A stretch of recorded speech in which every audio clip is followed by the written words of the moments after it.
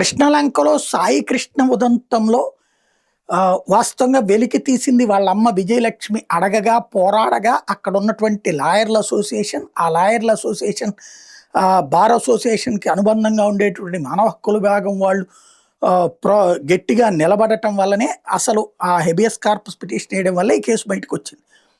అయితే ఆ తరువాత ఈ కేసుని దారి మళ్లించేందుకు గాను మరి ఆ విజయలక్ష్మి గారు ఆ లాయర్‌లొద్దు నేను ఇంకో లాయర్‌ని పెట్టుకుంటానన్నారు.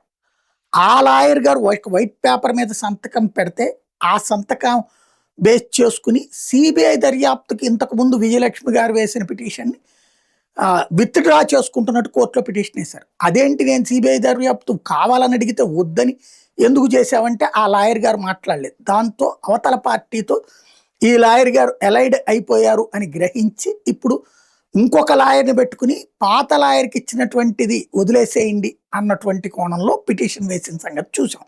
ఇంకా దాని మీద తీర్పు రాలేదు. ఈలోపు సర్కిల్ ఇన్స్పెక్టర్ నాగరాజు గారు ఎదురు తిరగటం, అసలు ఎవరా సాయికృష్ణ నాకేం సంబంధం, విజయలక్ష్మి ఎవరు నాకేంటి సంబంధం, కోర్టు అక్కడ ఉన్నటువంటి సాక్ష్యాలు తారుమారైతే నాకేంటి సంబంధం, అసలు ఆ పేరు కూడా నేను వినలేదు, ఆ తర్వాత ఎవరో జగ్గయ్యపేట కేసు అన్నారు ఓహో అనుకున్నాను అంటూ ఆయన ఎదురు తిరిగేటప్పటికి మరొకటి పోలీసులకు షాక్ అయింది. ఇప్పుడు పోలీసులు ఇంకొక నలుగురు కానిస్టేబుల్ ఎవరైతే అప్పుడు అరెస్ట్ అయిన వాళ్ళు ఉన్నారో కానిస్టేబుల్ ఇతరులు కలిపి వాళ్ళని విచారిస్తాం వారం రోజుల పాటు అంటూ ఇప్పుడు కోర్టులో పిటిషన్ వేశారు. ఇవన్నీ ఉత్తుత్తి విచారణలే, ఉత్తుత్తి స్టేట్మెంట్లే. ఫైనల్గా కేసు ఎప్పుడో ముగిసిపోయింది.